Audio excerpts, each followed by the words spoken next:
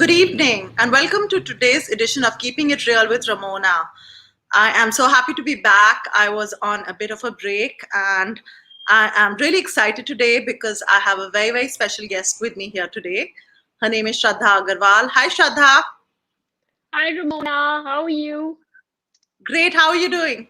Very well. So lovely to be here, and thank you for having me. Yeah, I'm so happy that I have this opportunity today, Shraddha, to have you here. I'm just going to briefly go ahead and introduce Shraddha so that everyone knows a little bit more about you. She's actually an Ayurveda and wellness coach, and she's also a plant-based chef. She's a certified integrative nutrition health coach from the Institute of Integrative Nutrition in New York. Uh, she practices Nadi Pariksha, the ancient Ayurvedic technique of pulse diagnosis, which accurately diagnoses physical, mental, and emotional imbalances in the body.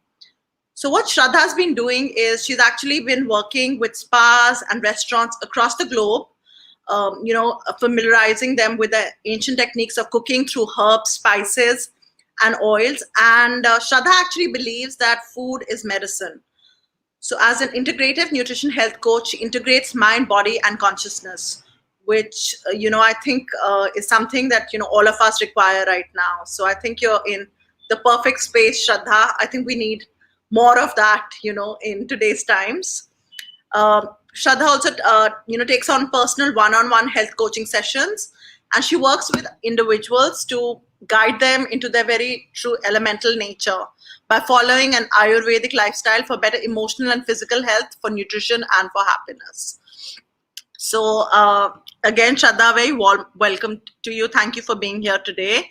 And I thought that we could just start the conversation perhaps today by talking a little bit about Ayurveda and what it exactly is.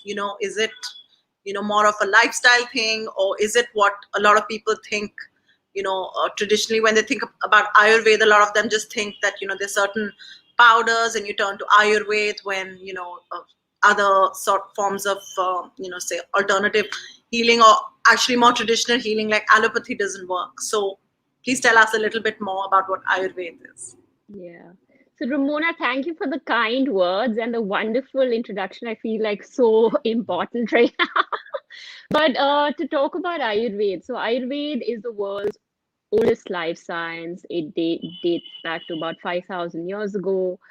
Of course, the perception of Ayurveda is, in India is restricted to, say, Chavanprash or bitter powders as we know it. But it's actually a life science like we speak of. So it's actually kind of connecting you more deeper with your mind, body, and consciousness, and making you more intuitively understanding your body through, foods. So through nutrition, through yoga. So yoga is one of the sister sciences of Ayurveda, and that's why globally yoga has become so popular. Um, and internationally, that's why Ayurveda is also receiving a renaissance of sorts now. So Ayurveda is a life science. It's a way of living. So once you get into Ayurveda, you'll realize that you automatically start to heal your entire body. You start to realize how you're eating more mindfully, or thinking more kind of more in a more content state of manner. You are actually breathing better. So that's actually Ayurveda. It's a way of living. So it's just not like having a bitter powder or just having a spoon of Chavanprash. Of course, that is also an aspect of Ayurveda. And of course, when we talk about history, during the British colonial rule, when we go back, a lot of Ayurvedic texts were destroyed. And as a Okay. result, Western medicine was enforced on Indians. As a result, what happened to Ayurveda is that it became almost a kitchen pharmacy science. So today, we in India specifically remember and know Ayurveda as having, like, suppose ajwain water. If you have a stomach ache, or some of you have children in your homes, or adding some amethi to your roti, specifically if you're getting bloating, or having methi, fenugreek, and cumin water, overnight and doing it. So these are certain kitchen pharmacy things which I guess are still known, because what happened is once the Ayurvedic texts were destroyed, um, Indians were still trying to preserve it in their homes during the colonial rule. So it became this kind of secret science where it was just practiced through spices, herbs, and food ingredients. So it goes back to then thinking of how food is medicine. And if you can heal your entire body through food and through your palate, then why would you want to pop a pill? And that's what, a good Ayurvedic practitioner will try to actually just give you a better, more balanced diet and help you kind of automatically balance your doshas and align your body to its natural state. All right, wonderful. Thank you for sharing that information. I, for one, wasn't aware that the Ayurvedic texts had been destroyed. So that's interesting to know that, and I mean, it's commendable that somehow this particular science of Ayurveda survived and is now kind of being revived by some people at least. Tell me something, in terms of the doshas that you just mentioned. So how's that determined? And so as an individual, if I was to come to you, say you're a health coach, if I was to come to you for a session, what is it that would actually happen during that session? Yeah.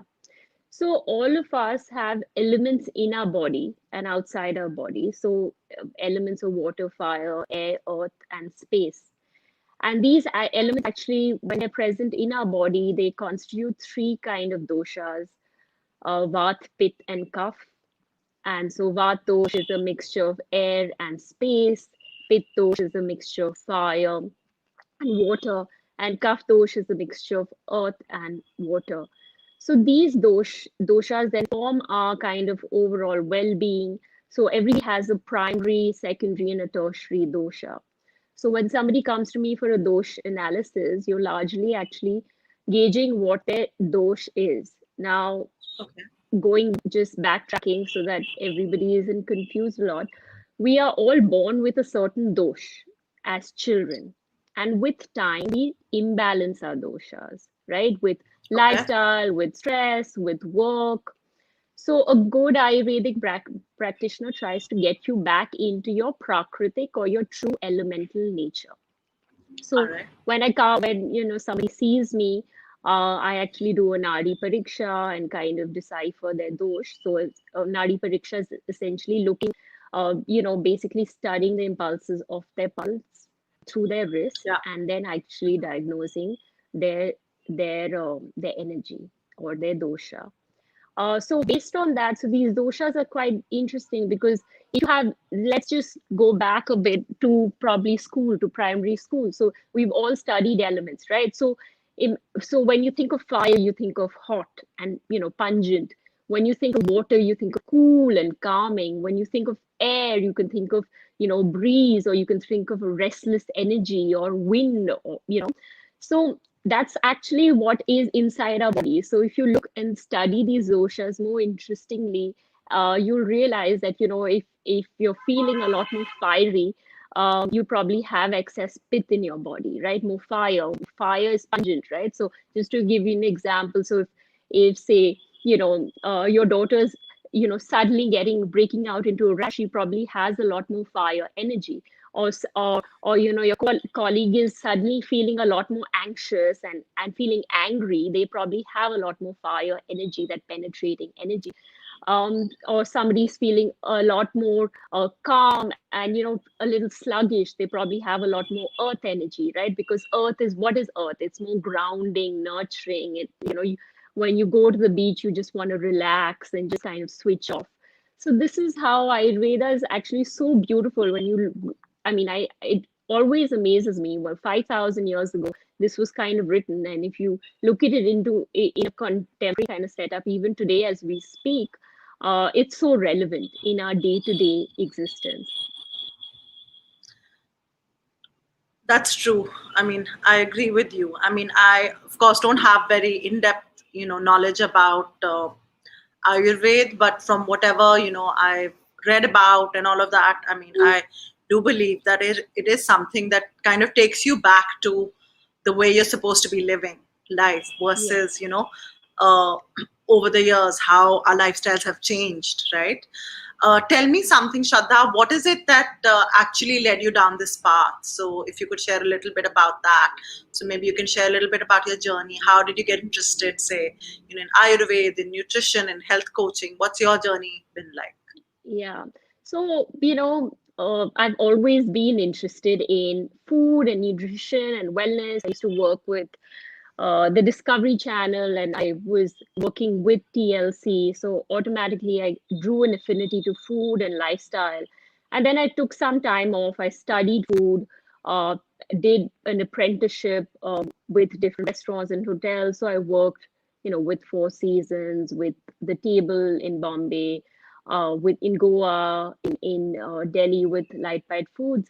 And while I was working, I was understanding food better. I was, realizing what would be healthy, what would be nutritious. I realized while I was working in Bombay that, urban Indians are very busy and they don't have time to obviously cook meals all the time. And I'm talking about this is like this idea was in 2011, when Yeah. the food tech bubble didn't exist. So there was only Domino's Pizza, call away. There was no Zomato, Swiggy. So then I decided that, I wanted to actually make, you know, India a little bit more healthy and give them more ready to eat condiments. So I Yeah, you've been a founded pioneer, so I'm glad you're sharing this. Yeah. Yeah, so I Please founded a carry on. brand of snack foods called Miss Chotis, and I launched them in Delhi, and then we started supplying to Bombay and Bangalore as well. So supply to supermarkets through to 3 cities, and of course the line was all preservative-free foods. Yeah. Products like kale chips, pita chips, fresh hummus, pesto sauce. You know, the piri piri sauce, tapenade. So it was a bunch of different flavors, and it was doing really well. But personally, as an entrepreneur, I ran it for almost 7 years, and then I realized that while the food bug was still in me, I felt like my purpose or my ikigai was larger, and I wanted to. While food retail is amazing, but it's also challenging. So I Sure. decided to kind of put that journey of Miss Chotis on a pause and actually just get more deeper, take some time off, because I felt like as an entrepreneur, it's a lonely journey, as you may realize on your own. So I needed to also refresh my skills as an entrepreneur. So I took that Sure. personal call and followed my ikigai. I was already consulting for Ayurveda with occasionally with a spa in the Himalayas, Ananda, just helping them with menu planning occasionally. So that's when I was introduced to Ayurveda, and then I studied Ayurveda more deeper once I kind of paused Miss Chotis. And then it was just a natural kind of, you know, kind of path which opened up towards Ayurveda and health coaching. And I just aligned all my experience which I have with food and preservative-free living, and realized that people globally need to be told what to eat, how to eat, and sometimes it's also the emotions that they're taking in, which we talk about in Ayurveda. So sometimes you could be eating the most healthiest goji berries, kale, whatever you feel is healthy, but actually you will still feel unhealthy. That's because your emotional body is also needs some sort of healing. So that's where Ayurveda also comes in, because it's a lifestyle which you need to follow in order to understand your mindfulness and understand your whole body more deeper, your whole dincharya, as we call your whole daily routine, and start to follow that in order to then kind of get back into a more mindful way of living, which what Ayurveda is. So yeah, so it pretty much started from setting, putting my job in television to becoming, training and becoming a chef, and then being a food entrepreneur, and then becoming a health coach. So that's how, like, if you define the blocks which led me and the milestones, that there you go. That's pretty much it. Wonderful. Thanks so much for sharing that. I have to admit, I've had your products. I've been a consumer of Miss Choti's, and they were really awesome products that you had put out there. But I think, do you feel that at the time that you launched the product, the Indian market was ready for something like that? Now, I know that things might be changing, but that at that point of time, do you think Indians were ready, to have those preservative-free and more, healthy sort of, foods? Yeah, so of course, in hindsight, of course, you think of like, okay, so yeah, one way is that yes, I pioneered a ready to eat dip category, or ready to eat foods as such didn't exist Yeah, on the retail shelf. When we set up, I put my products in Delhi in Modern Bazaar, Miss Choti's. I yeah, mean, the whole idea of like a dip was like, what is this? Or like, I personally would be on you be holding a tray and like making customers taste these sauces, and they would be like, they look at a jar of basil pesto and they'll be like, "Dina ki chutney hai." So, Ramona, the whole idea of any yeah, entrepreneur in launching yeah, something is also to educate the audience. So absolutely. Yeah, that's the pains which we took in order to kind of set up the line, right? So yes, it was ahead of its times for sure. But now today, if I walk into the same supermarket where we used to retail our products, yeah, most of the floor management, right? So the retail store management. Earlier, we used to have briefings and be like, I used to brief the management and each and every person from the store, make them taste the products to ensure that they were well aware of what was going on.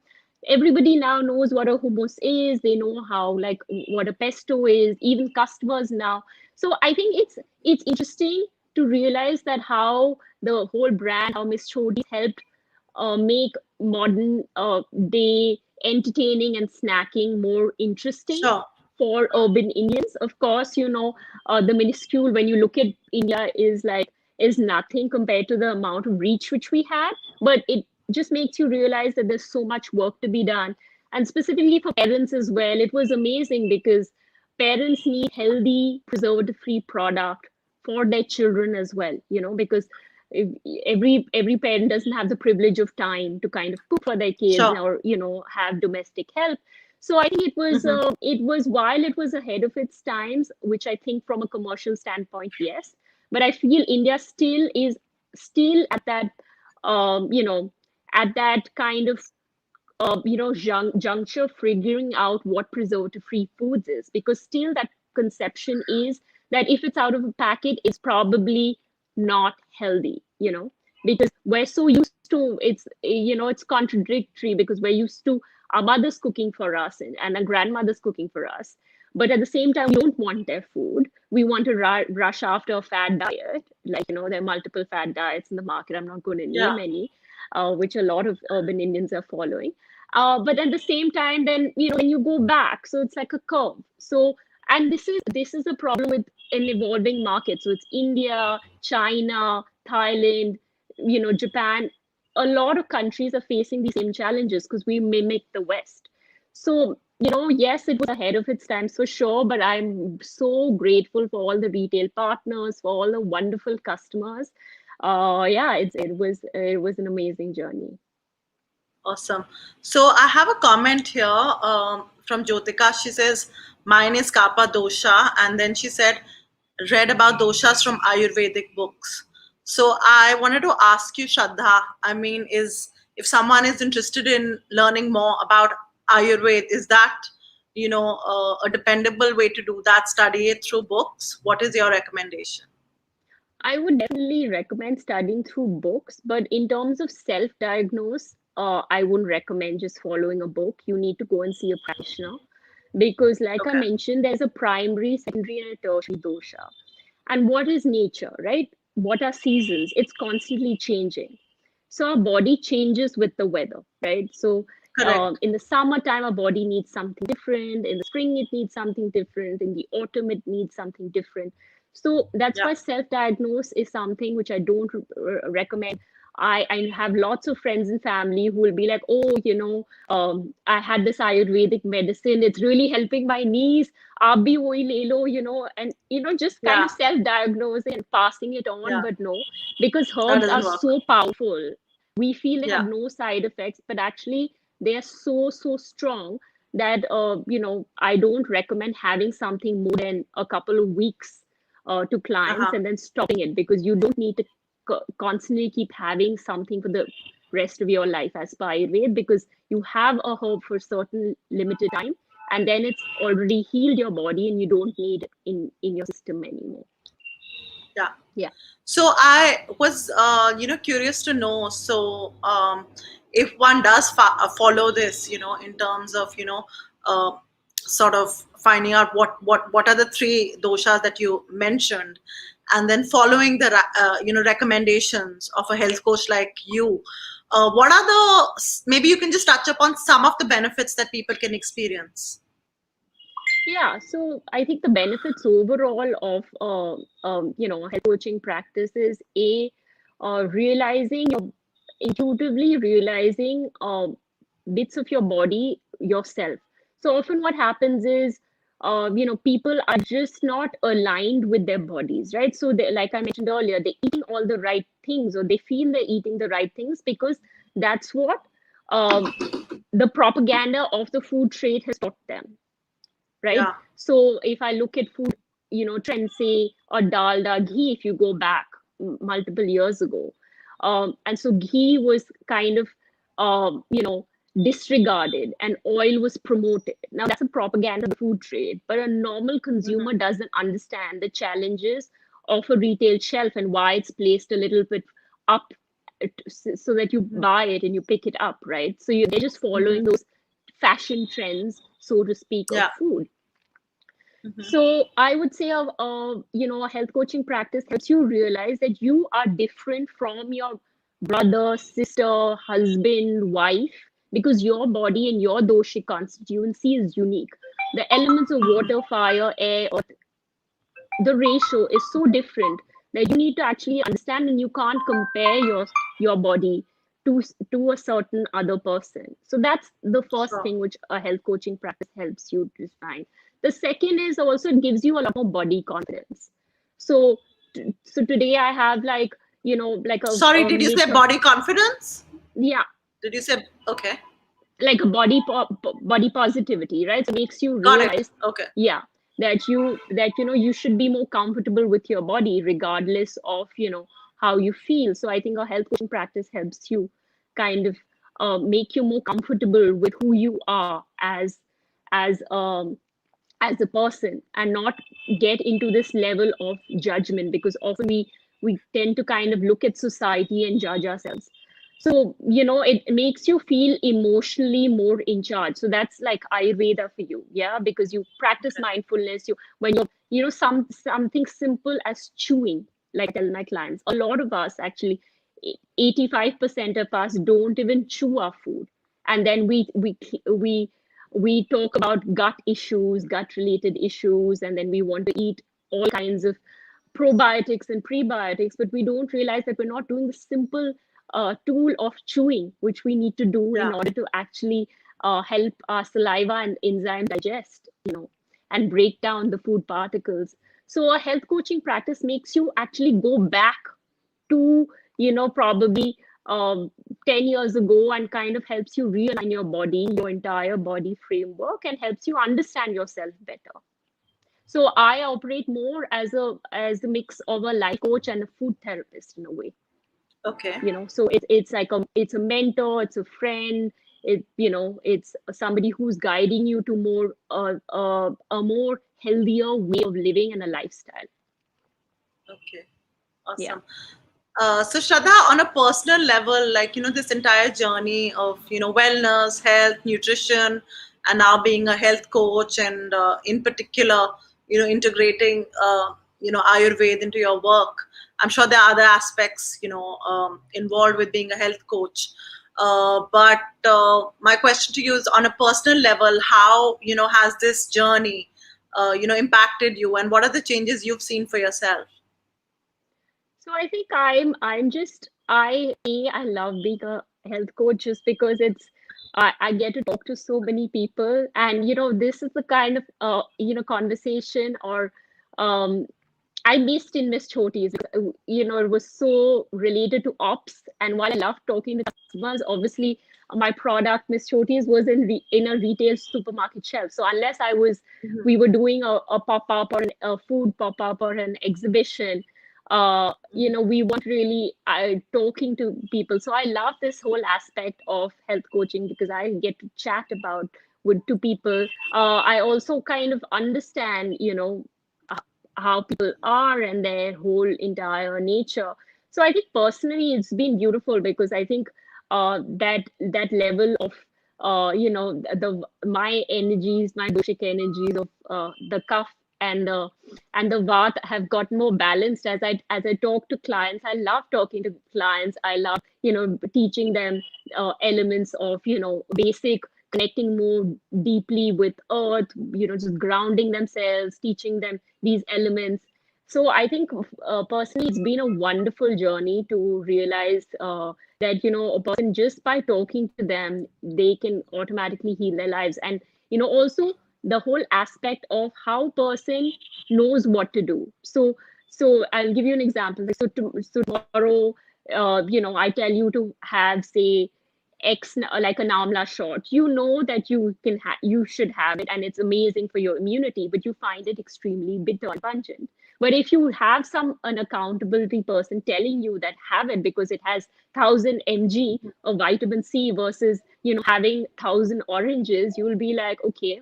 And it's just ensuring that somebody is watching over you to make sure that Yeah. you have it is interesting, because as adults we often realize that we don't take ourselves and our health that seriously, because we're always kind of overshadowed by work, by our responsibilities, by our family, that we don't kind of realize and do justice to our bodies. We always kind of negate ourselves sometimes, because lack of time, lack of other Sure. things. So I think a health coach is great because you have that accountability person there, kind of just overlooking everything and just making you realize that, yeah, you know yourself, you can heal yourself by yourself, and you have all the solutions inside you. You just need to kind of start acting on them. So that's how So you personally I, touch. I feel. Yeah. So you touched on something really important, and I think a lot of people, over the years have spoken about it, but more so now, which is immunity, with the entire pandemic situation. So I wanted to actually ask you two questions. The first one is that, how has, the pandemic impacted your work, the way you're doing sessions? Has that changed? Because, a lot of times, in-person sessions may not be possible. And secondly, I wanted you to share, in terms of, our own immunity, that if we start following, a certain way of living, as we spoke right in the beginning of this conversation, and, whether it be, with a health coach, with Ayurveda, it could be something different for different people, right? That works for them. How does the immunity, get impacted by that? What are the changes one can expect, with Yeah. our Yeah. immunity, if we are Yeah. doing what works for our body? Yeah. So the first question was, sorry, I forget the first question. The first one was, how have your sessions changed with the pandemic? Is there something you're doing Yeah, differently now? yeah. So of course, I mean the whole idea of remotely seeing somebody didn't exist 9 months ago, right? So Yep. virtual sessions. I remember about 12 years ago, my lovely bosses at Discovery Channel, he got us into this whole habit of remotely working because he was based out of Singapore. And while we thought that was so interesting, we didn't get that whole concept. And today, multiple years later, we're doing that. And I think my work has been interesting because today I can see clients wherever they are. I have clients in London, in New York, and it's great because literally via tech, it's so remote. I'm just checking. Have I lost you? No, no, I can Yeah. hear you. No. Yeah. Yeah. Can you Yes. hear me? Yes.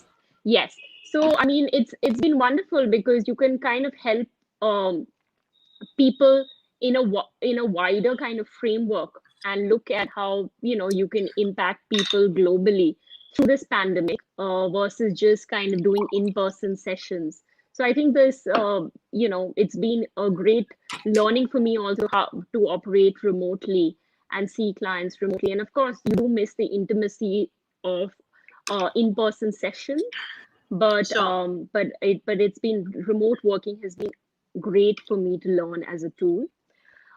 Then when we speak about immunity is something which Ayurveda does focus on, and it focuses on basically starting simply with your daily routine. So simple tools as, you know, using a tongue scraper, which our grandmoms used to use. Tools Hmm. is oil pulling. We don't realize that when we go to sleep, we are obviously, since we are asleep, we're taking, there's a lot more toxin buildup, which we call in Ayurveda.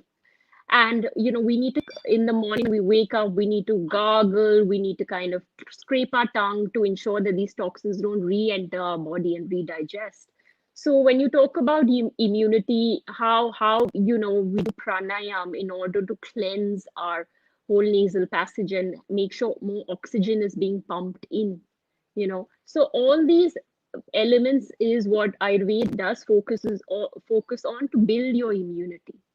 you know Hmm. so when you talk about, of course, taking like vitamin C, you talk about steam inhalations, you talk about gargling. These are basic kind of principles which are all coming from a foundational Ayurveda way of looking at putting a little bit of ghee at night, and massaging your nose with ghee, is a great basic Ayurvedic hacks to enhance your immunity. Of course, exercise is something also which kind of specifically in this winter season, it helps you maintain your digestive fire, or your Agni, as we say, which is kind of the pivotal force behind your health.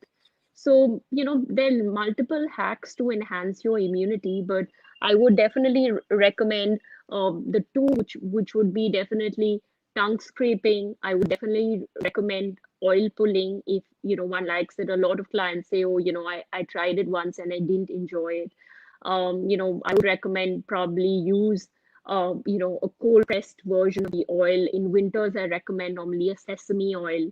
Okay. Gargle it, gargle with it, squish it around your mouth. Just take half a teaspoon of it, take it out, and then gargle your mouth with water and a little bit of Okay. turmeric. Make sure the residue is gone.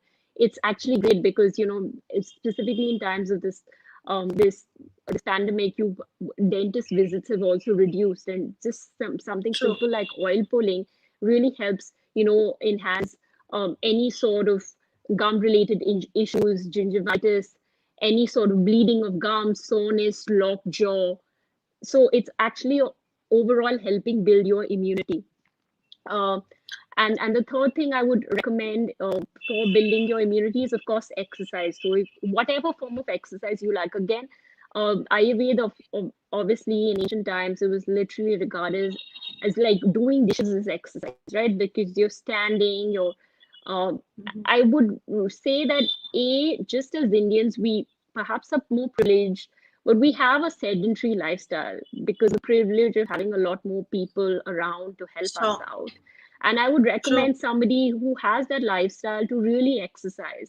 And it would be anything, if you're even locked indoors, using, the pedometer on your phone to just walk around your house and ensure you Yeah. finish those 10,000 steps. If you love watching TV or Netflix, stand and watch it for 20 minutes and then sit down. So things like that is what Ayurveda Yeah. also. I'm not, Ayurveda doesn't obviously tell you if you don't do high intensity workouts, start doing that, develop that. But it tells you to actually take these small steps and to be Get moving. Yeah. get moving, and to Yeah. actually be Yeah. more focused on making these small shifts in your life, which will help you achieve more larger long term kind of Yeah. goals, in Yeah. versus just trying to feel like you can conquer the entire mountain in one go, which normally doesn't happen, because you do it for a couple of days and then you kind of automatically kind of grow out of it, or you have multiple excuses, and then you don't go back into it. So exercise is the third thing for, building immunity, because you need to ensure your body has, enough heat also in your body. The digestive fire is strong. We're in a season where the kapha dosh is more pronounced. The earth and the water energy is more pronounced, and there's a lot more wind in the body because the weather is more cooler. So you need to make sure your digestive fire, there's more heat in your body, just not from the space heater and the radiator, which some of us have on now. If you're in Delhi, obviously, if you're in Bombay or Bangalore, things are different. But yeah, so you need to also exercise. So these three things, just being actively moving, oil pulling and tongue scraping, three things for your basic immunity, which if you keep doing over a consistent period of time, you should feel a difference. Thank you so much for those awesome tips. I'm sure they're going to be really helpful for anyone who's watching the live or will watch the replay. And on a personal note, in terms of the tongue that you said, the scraping of the tongue, I know till our parents' generation, at least I know it was something that was being followed. Now you don't find those things. Like, they're very rare. You'll hardly see anyone using them at all. But growing up as a child, that's something that wasn't sure that one did. And we just did it because we were told. But it's interesting to know that it's connected to Ayurveda. I mean, I knew it's connected to something from the old days, but what exactly and why was not something one really kind of got into questioning or learning about. So I think those three tips will go a long way in helping everyone maintain the immunity or improve it even. There was a comment here, Shraddha, from Audrey. She says, please tell me about the Amla shot.